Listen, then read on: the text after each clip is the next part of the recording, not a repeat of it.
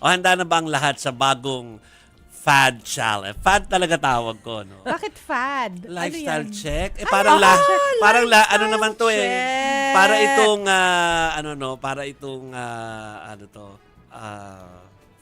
craze na every now and then sumusulpot. Pero meron na ba talaga tayo na pala sa lifestyle check na yan na craze po? Alam mo, wala akong matandaan. Wala. Lagi siyang walang nagiging seryosong bukang napal- bibig ng bawat institusyon every time na nagkakaroon ng usapin tungkol sa corruption. Every administration. Diba? Oo. Pero Every. wala akong matandaan na nakastigo after Yung mga my lifestyle nasampulan check. talaga. I may be wrong. Baka naman nakalimutan ko lang. Baka naman. Meron naman. Pero Oo. ang lagi nating problema dyan ay mga big fish wala. Ayun eh. Oo. Pero marami naman sa mga departamento, meron yan. Oo. Ayun, Sa departamento. mga middle guys. So, At maliliit. Well, maliliit, wala na dyan. ang latest challenge, ang pagbabalik ng lagi na lang pong iniinit na parang ulam. Baka nalilito kayo, iba po pa yung pinapakita namin. Iba po Mamaya pala. pa namin tatalakayin Oo. yan. Yung latest po na craze, hindi nga latest ulit-ulit na craze na na lifestyle check So, sige para masimulan natin ng maayos. Sino ba ang nagtulak ng pinakabagong pagbubuhay sa isang patay na craze Patay na. or challenge na ito? Ang Malacanang. Dahil kahapon sa mismong press briefing ni Palace Press Officer Undersecretary Claire Castro, siya yung nag-anunsyo na ipinag-uutos ni Pangulong Bongbong Marcos na isailalim sa lifestyle check ang lahat ng government officials, partikular yung posibleng may kinalaman sa anomalya sa flood control project. Sabi- At simulan daw yan sa DPWH. Okay. Oo, yan yung napag-usapan natin kahapon, di ba? Na pwedeng bawat ahensya, sila rin ang gagawa ng kanilang sariling lifestyle check. Yes. Oo. Ang personally, dahil tama si Mas, sa tagal ng panahon natin itong naririnig at saka parang ulam na iniinit-init natin lagi pag kailangan natin maihanda sa mesa. Parang yan na lang lagi ang naririnig natin. We appreciate that. Parang dapat na naman bawat leader, bawat opisyal, bawat departamento, ay yan yung parang motto nila all the time. Hindi lang init na ulam, kundi staple food like rice. Yan. Ha? Pero gusto naman natin na hindi lang ito basta inihanda. Parang kailangan talagang talagang dinner ang ang pagtalakay sa Pa rin. Oo, pagkain pa rin ang pagtalakay kahit sa lifestyle check. Parang sana hanggang dessert makuha natin. Yung tipong we're satisfied. We're satisfied sa inihain sa atin. Hindi lang tipong inihain. That's it. Yeah, nakita Baka ko kasi nga- matabang. Oo, tama. Diba? Tama. Nakita ko nga yung sinend mo na article na 2017. Yeah, Oh. yeah. Pero yun kasi yung ginawa nilang basis for a lifestyle check. Yes. Diba? Before ipahinto ng ombudsman ng 2020, I wonder if it's the same procedure na gagawin nila ngayon. Oh. Kasi di ba kahit sa atin hindi malinaw kung paano ba yung magiging step by step Oo. Yeah. na procedure ng lifestyle check. Ang naiisip ko kasi, kapag lifestyle check, titingnan mo, ito ba nabubuhay ng higit doon sa kanyang kinikita. Abay baka naman mamaya, mga 15 luxury cars meron yan sa kanyang parking lot. Ang buwa ng sweldo lang naman pala 30,000 pesos. Paano niya ma-afford na bumili ng 15 luxury cars? Kailangan ngayon niyang pruweba.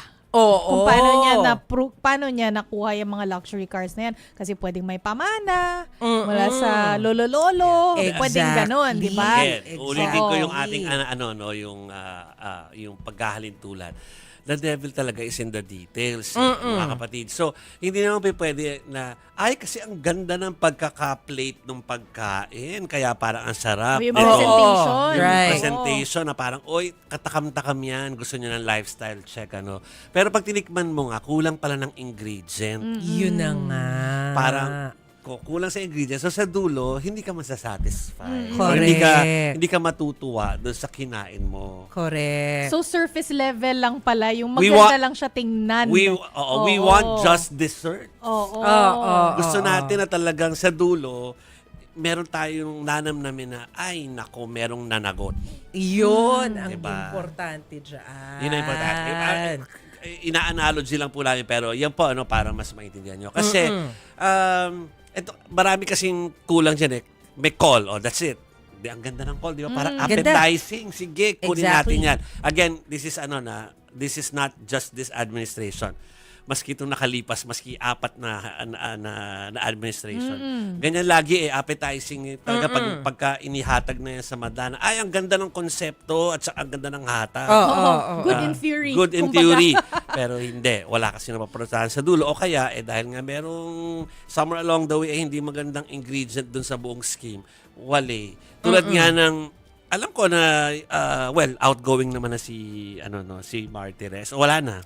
Wala na. Oh, wala na. Pinalitan na nga Pinalitan na nga. Oo. So kaya nga ang hamon ni Ronald Llamas kanina, ang maging isa sa mga unang act nitong nung acting ombudsman or yung susunod na ombudsman, baguhin yung naging desisyon ni Ombudsman Martires. Yes. Na ang kanyang kagustuhan, idaan sa kanya. Tama ba ako, Mase? Yes. Idaan Ano sa yan, kanya. humingi ng permiso muna. Humingi ng Yung sa permiso. SALN ito, Yes. Alam Statement niyo, of I Assets, remember. Liabilities, and Net Worth. naalala mo ba, hindi, mas matanda ako kay Mase obviously. Naalala ko talaga ng mga panahon na una pa ako nagko-cover na nakakahingi kami. Automatic. Parang Automatic. free, especially for journals. Totoo yan, ha? Especially. Halimbawa, alam ko kung saan. Halimbawa, sa Kalayaan Hall pa ang Malacanang press tour. No. Tatawid ako. Hindi naman, within the compound, tapos lalakad ka, lampasan mo yung RTVM, makarating ka ng Mabini Hall, doon ka manghihingi Ipa-file Exactly. mo. Bigyan ka. Alam mo, So, hindi mo maintindihan kung bakit At ngayon, mabilis ganon. lang ba makuha din? time ito May time frame. former President GMA ba? Hindi lang GMA naranasan ko. Kasi FVR2. FVR ako nagsila pero tail end eh. Okay. Tail end of FVR to a little bit of era then Gloria. Kasi nung time ni Pinoy, Oo. naalala ko, automatic. Oh. Na kapag panahon meron na din, ng yes. filing ng SALN, magbibigay sila ng kopya ng SALN ni Pinoy sa lahat ng media, ng Malacanang reporters. Meron ding mga cabinet secretaries na naroroon. Automatic. So, check mo. Kaya natatandaan ko nung time ni Pinoy na explain niya na paano nangyari na ito yung net worth mo ng taong ito. Tapos nung sumunod na taon, biglang tumaas. Biglang Doon niya lumobo, in-explain na, oo. kung matatandaan ninyo kasi namatay si former President Cory Aquino. So yung mga pamana na ilipat Right. na sa mga anak. Kaya syempre lalaki Ayun yung na nga, yung mga assets. pamana, yes. Diba? So may Pati yung explanation na gano'n. May transparency. Pagkabenta nung hacienda. Yung Hacienda Oo, Luisita. that's it. So, Which is okay, na-explain. kasi may explanation. May explanation. Oo. Kasi yun lang naman yung gusto natin. Yung transparency na, teka, bakit biglang lumaki yung yaman mo from the previous year? Yeah. Kaya lang, pagdating ng time ni former President Rodrigo Duterte, dito na naglabas ng desisyon ang ombudsman na hindi pwedeng basta-basta makahingi ng kopya ng SALN. Naalala ko to. Dapat Oo. may approval ng Office of the Ombudsman bago ma-release yung SALN. Kaya kung matatandaan natin, ilang taon wala tayong nakita Wala kung kaming SALN. gaano kayaman si FPRRD kasi wala tayong kopya. Pero ano daw yung reason behind that kung bakit tinigil? May karapatan nila for privacy yun eh. Parang may something like that eh. No, kung tama yung pagkaalala ko. I may be wrong. Nandun sa pero- article ng 2017, gusto mo bang basahin? Yes, nandun doon sa 2017. Yung first two paragraphs. Yung sinend kanina ni Jovi. Written sa Philippine Star ni Christine Joy Patag, philstar.com. Okay. At kasi sister company naman natin. So pwede natin i-quote. Sabi niya, nung time to, 2017 to Senator Richard Gordon in a draft committee report has recommended lifestyle checks on Davao City Vice Mayor Paolo Duterte and lawyer Man Scarpio. Okay? The husband of Davao City Mayor back then, Sara Duterte, over their alleged involvement in smuggling at the Bureau of Customs. Alleged po ito, kaya nga may mga allegation noon, itinanggi naman in all fairness. Pero syempre, sabi ni Senator Richard Gordon noong time na yon, hindi mas maganda kung magpa-lifestyle check tayo para walang question talaga. 'Di ba? So, sabi niya, kahit may allegation, sabi ni Gordon did not recommend charges over the allegation. He said that personalities who, due to their close relationship to persons possessing high authority are held to higher standards of accountability to the people precisely because of such close relationships. Kasi privacy talaga yung sinasabi nun. Bakit pati ba na maasawa? Naku, issue ngayon niya, mga anak nga ngayon kine-question, di ba? Oo, at saka ilang beses na rin tayo nakakita ng mga insidente na papangalan mo dun sa pamilya para syempre, hindi logical naman mabuking. pati mga asawa tsaka mga anak. Kasi pwede mo namang, ang dali-dali naman kung gusto kong itago, i-transfer ko dun sa asawa ko tsaka sa anak ko. So, anak ko talaga, hindi naman nakakamiss, no? Pero, kasi there were years ago po, na meron talaga mga reporter na gumagawa ng storya about SALN. Lagi, parang taon-taon, meron talagang gagawa ng SALN. Yes. Taga-dyaryo, taga-TV, taga-radyo. There's a season for that. Yes, Until yes. it all, went away and we're not doing it Biglang anymore. wala na. Yeah. 'Di ba? 'Yun ang Oo. problema diyan. Yeah. Pero ano po ba yung pinagbabatayan? Nito pong sinasabi natin na teka, kailangan i-lifestyle check natin to make sure na simple living lamang yung ating mga opisyal ng gobyerno. Meron po kasi tayong Republic Act 6713. Yun na ipapakita natin. Pakita na natin. Yeah. Dito po sa batas na to, ayan, ito po yung ethical standards para po sa mga public officials. Ano ba yung pamumuhay na dapat nilang sundin? Diyan po nakasaad na, pakita natin yung isang provision wherein sinasabi, Section 4 po yan, na dapat simple living lamang ang pamumuhay ng public officials kasama po yung kanilang pamilya. Kaya lang, ito pong partikular na batas na ito yung kinwestiyon ni Ombudsman Martires noong 2020. Ang sinasabi po kasi niya, maaari kasi na magkakaiba yung definition natin ng simple living. 'Di ba? Yung simple para sa akin, posibleng hindi simple para sa iyo. Ito iko-quote ko lang yung sinabi niya. Sabi niya, "What is living beyond your means? If he earns 50,000 pesos monthly, lives in a small house, able to save and bought a BMW on a promo and zero interest basis, he can afford to buy it. Is he living beyond his means? I don't think so." Sabi niya, what he has are distorted values and distorted priorities. Na kung may SALN, may kita po natin doon bilang, kung hindi man mamamayan, yung media na nagsusuri nito, Yes. may kita natin na, na parang kaya niya. Kaya niyang bumili nun. Ano ngayon kung ang relo niya ay ganun, mukhang kaya naman niya. Yes. Diba? Kaya niya based doon sa sinabit na SALN. Kung hindi, yun na yung red flag for us. Pwede na natin isulat na, a person earning 50,000 pesos bumili ng Patek or kung ano mang mamahaling So parang doon. Pero yung pala, kaya niya na-afford yun kasi binigyan siya ng lolo niya ng ganitong pamana. Exactly. Yun yung sinasabi ni Chiki Yes. kanina, di ba? Kasi meron kasing ibang other sources or other resources, di ba? Oo. Kahit lang kahit pag nag-loan po kayo sa bangko, nilalagay Andun dapat. nyo yan Yes, di ba? Andun dapat. Gross income, merong other correct, sources, rental income, may others. Yun. Kasi kung nakikita mo lang yung salary, hindi mo talaga makikita yung buong picture niyan. That's it. Oo. Yun na nga po. Pero tandaan nyo, sa tagal na kasi ng panahon na ito, sabi ko, babalik ko na naman na ito ay isang parang fad or craze or parang yearly thing. Alam na rin ng mga politiko at saka ng mga nasa public service na tiwali kung paano mag-go around this. Yun na nga. They know how to Yun do ang this. nakakalungkot doon. Meron ng iba nowadays they deal with cash. Walang trace. Hindi sila nag-GG cash. May trace din kasi yung Gcash so, or Maya. Talagang they deal with cash. Yes. Okay? Yung iba naman po ay talagang meron pong tagahawak. yung hindi kayang abutin ng SALN. Oo. Kasi siyempre, kaya nga minsan nare-recklessan ako na yon, yung po nakikita nyo ngayon sa social media, yung mga anak-anak ngayon na sobrang extravagant.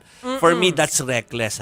For people in public service na Pinagmamalaki na mo pa. doon. Reckless po yun para sa akin kasi nakakita na po ako ng mga sobrang yayaman na mga politiko na ang payo sa mga kaanak nila is simple lang dapat kayo. Oo. Kahit alam mo na alam mo corrupt na corrupt tong politiko na to. Pero sobrang simple ng buhay ng pamilya. Kasi nga, yung yaman ay somewhere else. Doon sa hindi matitignan ng kahit sino na nandun pala yung yaman. Ganyan. Kaya nga may money laundering din, na kaya nakakabili ng mga ganitong bagay na tsaka na natin kukubrahin to after. Parang ganon, di ba? So, ganyan po. Naikutan na po, pero at the same time, hindi pa rin namin gusto na mawala yung sistema na dapat talaga may SALN. Correct. Still. Ako ay agree. Kasi it's the Dapat. basic document we'll be Agree. using in all anything na gusto natin legally mag-prosper, like yung kaso or whatever, yung pa rin ang basic. So, we Correct, still correct. welcome that. Pero alam namin, at hindi naman tayo born yesterday na hindi pa naiikutan. Iyan. Oo. Diba? Kasi nga yung data privacy, ay, parang narinig ko to kanina, I'm not sure kung sa story ko to, no? Pero one of the shows, you lose some of your privacy talaga kung ikaw ay public official. Some level of privacy. Totoo naman, Oo, pero choice nawawala mo yun talaga. Oo. So, Diba? ganun talaga. Kasi kapag Parte public ng trabaho. official, importante talaga na maging transparent. Kaya kasi Oo. pinagkatiwalaan ka ng tao, kaya ka umupo dyan. Hindi ba? At saka, kasi kumbaga nasa kanila yung power na gumasta ng pera natin. I mean, wala naman tayo yung power to do that. Hindi ba? So, importante rin talaga yung transparency. So, siguro, puntahan na natin yung siguro nga, hindi lang tayo nag-iisa, Chiki and Mase, doon sa fact na alam nating napaikutan na itong itong simple living and SALN thing na ito. Napaikutan na yan eh. Alam na ng the same way na napaikutan na pati mga PDAP and DAP na yan before. Malaking issue, parang sinabi ng Korte Suprema, bawal, pero naikutan at nagagawa pa rin ng paraan. Parang alam ko ang SALN at saka yung Simple Living Republic Act number 6713 ay napaikutan na po yan. Ganun po katatalino ang mga natin, ang mga kung gusto Sabi ko, mag-corrupt, ganun magko-corrupt katutuso. talaga eh. Oo. Hasang-hasana. Kaya tuloy ang repercussion, lalo na po at nagkaroon na tayo ng social media. Nakita nyo po ngayon, kung kahit saan kayo magpunta ngayon sa social media nyo, sa Twitter man, sa X, sa TikTok, pati po sa Facebook, o kaya sa YouTube, walang laman kundi yung pagsingil doon sa mga kaanak ng mga politiko. Di ba, na yung Instagram nila talagang in-invade. Oo. Siyempre, kung naka-public ka, siyempre may invade yun, di ba? Yes, Naka-public. yes. So, tapos may kita doon na parang gano'ng kagarbo. Oo. Tapos siyempre, ini-impute doon. Dahil nga, ang hirap mo nang naikutan na eh. Sabihin, mahirap lang singilin dahil wala naman SALN. Doon na sinisingil. So, debate po ngayon yan, mga kapatid, sa social media. Kung parang bullying na ba ang nagaganap kasi mga bata daw ito or the next generation yung hinahound ng netizen kaya gusto kong tanungin ng mga STLers natin, di ba? Parang tingin niyo ba ay Magandang tanong bullying na yung ginagawa ngayon na pagsingil online sa mga malalapit or kahanak or mga associates ng mga politiko at ng mga contractors, by the way. Oo. So, gusto namin malaman Ang yan. hirap ng tanong na yan. Ang hirap, ako rin napaisip eh. Kasi di ba, mamaisip nga tayo eh. kasi tayo against tayo sa bullying, di ba? Oo. We've been very consistent about it, no? Sa Yes. show na to na ayaw natin may nabubully. Pero pagdating sa issue na to, na wala na tayong wala tayong basihan kasi wala nga hingi pa ako kay Martires ng ng permiso eh. Pero wala na siya, Kung- wala na siya. Wala na siya, di ba? Iba-iba na yung ombudsman. Oo, Pwedeng iba na. maiba din, no? So yung sana yung nga ibahin ang proseso. ombudsman. Oo. Pero sabi mo, kailangan pa, ito nakalipas sa mga taon, kailangan pa natin humingi ng approval ng ombudsman before we can get a simple sali na dati napakadali pong kunin kung gugustuhin natin. Oo. Diba? Automatic lumalapag sa mga Yes. kamay Dapat natin lang. ng salin. Tapos tayo, minsan, ibabalita natin. So yung mga tao, they don't have to worry much doon sa opisyal na tinitingnan nila. No? Pero ngayon wala nang way eh. So tama ba na itong way ng mga netizen ngayon na talagang nagde-detective sa social media ng mga anak-anak at saka mga kamag-anak at associates ng mga contractors pati na rin ng mga politiko. Okay ba yun at dapat nang ituloy-tuloy o baka bullying na? Kayo gusto namin malaman. Kasi confused kami nila Masedjan. Oo nga no? Parang ang hirap magdesisyon. Ang hirap nun na. Uy, oo nga naman, ayaw talaga natin ng bullying. Pero on the other hand, I'm sure, sa hirap ng buhay ngayon, nandidiri na sila siguro. Yeah, they're disgusted. Diri na, di ba? Yeah. Kasi Oo. dati, mahihiya ka pa. Parang, uy, watch what you do in public. Yung pangalan natin, di ba? Parang tinatago pa. Ngayon, parang wala pakialam Garapal na, Oh, kumbaga, garapalan no? Yes. May Okay. ganon. Hintayin namin ha. Alam ko kahapon nagka-problema kayo sa comment section namin. Pero ngayon bukas na bukas siya. Nakakapag-comment na sila. Kita Mag-comment niyo sa kayo. namin? Ha? Okay. Hintayin namin ha kung ano po ang inyong opinion diyan sa hindi mo ayoko na muna to. Kayo na bahala kung anong tawag dito. Pero yung pagde-detective ng mga tao ngayon sa mga social media accounts ng mga associates. Alam mo, po. naisip ko, ayaw natin ng bullying. Pero kasi yung mga nagsusumbong din talaga sa social media, helpful kasi talaga yung Yes. iba eh. Hindi mo maikakaila Yeah. di ba? Yeah. Kaya ang hirap mag-decide. O Yeah. eto, may sumagot na Agad? sa'yo. Si Alan Mindanya. Sabi niya, nauna na silang mambuli. Nilapastangan na nila at nilimas ang kaban ng bayan. May punto rin. May point. May yan. point. Si Amy meron. Si Amy Egay, sabi niya, yes, bullying. Gusto niya i-bully. hindi niya gusto. Yes, bullying ang tingin niya sa nangyayari. Dapat daw sa public official dinidirect, hindi sa mga bata. Eto, maganda rin yung punto ni Rick Bongat. Sabi ni Rick, it's not bullying. It's expressing our disgust with their lavish lifestyle and showing outrage with their corruption. Sabi niya. Yun na nga. Pero galit I think din, no? yung point ni Nakakagalit Amy, naman kasi. yung point ni Amy, pwede natin i-move forward na, yes, we can expose it that way, pero wag yung parang yung bata ang binabanatan. Parang dapat directed yung post na yun dun sa principal nila or yung magulang or yung kaanak na politiko or contractor. Kumbaga, eto, show it as proof but direct the anger to the Hindi to the yung people bata yung responsible. inaaway mo Yeah. at binabash mo. Correct. Oo. Sa bagay, especially kapag minor de edad, malay ba nun? Oo. Yes. Di ba? Pero ang hirap debatable. Sobrang debate ngayon sa social media. Kasi parang isip mo, kasi bakit naman ganun? Parang laging naka-private jet para mag-travel. Alam mo, naalala ko. Parang kung ikaw din yung parang alam mo na araw-araw ka naglalakad dyan sa kalye. Exactly. Nagbabayad ka ng tax tapos. Oo nga naman. Yeah. Tapos sila nagje-jet. Naalala ko lang, nung time ni Janet Napoles, nung maungkat yung tungkol sa PDAF scam, di ba ultimo yung anak niya naungkat din na, uy, bakit ka naka-limousine dyan champagne? Something like Yes. that. Oo. Di Totoo ba? yan. Naungkat Pati mga din talaga bags yung mga that time. pictures. Yeah. Pinost-post kasi. Kaya Pinost niya kita. kasi. Kaya Oo. madali talagang makita. Oo. Yun. Ano pa yun early years of social media. Ah, yeah. Nung mga panahon na yun, di ba? So, yan po mga kapatid. Hinintay namin ang inyong opinion tungkol dyan, pero mag-i-intro muna kami. Baka mapasarap na naman yung chika natin. Okay, dahil bawat balita po ay may iba't ibang mukha, iba't ibang anggulo. Paano nga ba matutunton ang totoo? Kaya ating himayin ang mga issue sa bansa dito sa 1PH. Ako po si Maricel Halili. Mga kapatid, ako po si Chicky Verhel. Dito bawal ang fake news. Dito tayo sa totoo lang. Kami po, ang 1PH, dala serbisyo para sa Pilipino. Ako po si Joby Francisco at nakatugtog kayo ngayon sa Signal Channel 1 at sa Facebook at YouTube. Kami po ay naka-livestream at bukas na bukas po ang aming comment section. Yes, mga kapatid, pwede nyo rin po kaming mapanood sa Signal Play app. Punta lang po kayo sa www.signalplay.com, mag-register para po makakuha ng libreng account at mapapanood nyo na po kami anytime, anywhere. Pwede nyo rin po kaming i-follow sa aming TikTok account. Hanapin nyo lang po ang @1ph_signal para po sa mga inihanda naming TikTok news at teleserbidyo para po sa inyo.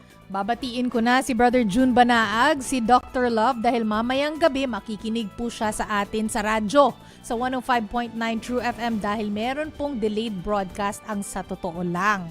O, kinig ko kayo kung wala kayong gagawin mamaya o kung hindi Yes. nyo natapos ngayon ang Yan. show. Okay, tapos sabihin ko lang na si Flory D. Tugado, ang sabi niya, ang tawag daw kasi doon, insensitive. May Ayun point na nga. din. Naghihirap Oo. nga naman ng bayan. Ang ganda Tas ng mga ganun, point ng mga, parang ganun, ganun yung viewers nakikita, di ba? natin. Oo, Tama yun oo, eh. oo. Like, di ba nung ang hirap, paano ba? O basta, merong reporter dati na kailangan pumunta ng ibang bansa para dahil meron siyang speaking engagement doon. Oh. Parang first European, punta niya. Oh. Pero nung time na yun, bumagyo. Mm. Hayan yata or Ondoy. Ah, Basta, okay. parang Oo. bumagyo noon. So parang alam mo na sobrang sama ng ng sitwasyon sa Pilipinas.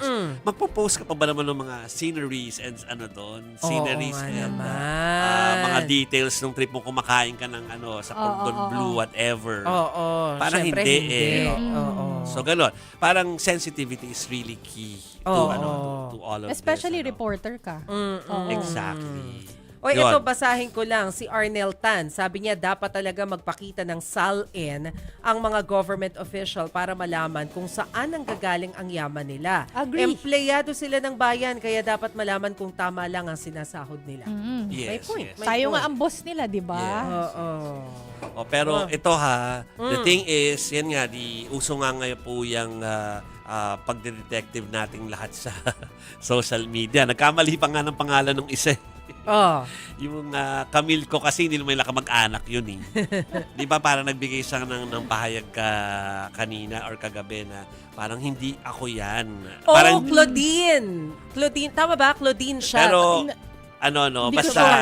baka si, hindi ba sure. kami ng si Camille yung nagsabi na na hindi siya. yun. Camille okay. siya, hindi siya Camille, Claudine. Hindi siya Claudine. At saka Okay, hindi porket okay. yun yung apelido niya, ay kamag-anak na niya. Right, Ayun. right. Hindi niya Oo, kamag-anak. oo. I actually watched Camille's vlogs. So parang di ko nga siya na-connect dati. Parang sinasabi ko, parang hindi ko iniisip na dahil yun yung pangalan niya, Oo. ay yun Oo. na siya i-connected doon sa controversial family. Yeah. Kaya Marami nagulat kasing ako. magagaling Yeah. mag-connect-connect eh, no? Oo. So, parang ingat din tayo sa paggawa doon. At anyway, ang punto ko nga po, before we move on po, mga kapatid, ang punto ko rin na last dito, Mase and Chiki, mukhang naiikutan na rin eh. O ngayon, nagsara lang sila ng mga IG at saka Facebook nila at saka YouTube at O di, saan na natin makikita yung lavish Di sikreto na lang nila lahat ng mga Oo, lavish nasita na kasi. Oo. So, kaya babalik tayo sa basic. Kailangan namin ng SALN pa rin. Sal-en Oo. pa rin talaga. Pakita nyo na kasi, mga kapatid. Ano ba Yes, yan? yes. And please, ombudsman, acting, at saka yung papalit, please naman. Alam mo ba, maalala Okay. ko bago tayo sumegway sa Senate, nung time ni Duterte, nakikita naman namin yung SALN ng ibang mga government officials Meron. na nasa lower ranks. Yes. As a lower. Yung mga ASEC, USEC, nakikita namin na, ganito na pala yung presyo ng bahay ni ganitong ASEC. Kaya Ganyan. sila ang nayayari eh. Oo. Pero yung presidente di namin alam. Kaya nga. May Parang, ano diba? pala, exclusive right Parang to privacy. laging parang laging, ang sarap-sarap ng hatag eh. Pero yung mga side dish lang yung Yun na nga. Side dish lang yung parang fulfilling for us. Hindi ba pwedeng yung talagang ulam? Kaya nga Correct. ngayon, May dish yung ang panawagan ngayon, di ba, ng mga tao, okay, lifestyle check, pero simulan ni Pangulo. Oh. Kasi dapat siya ang maging good example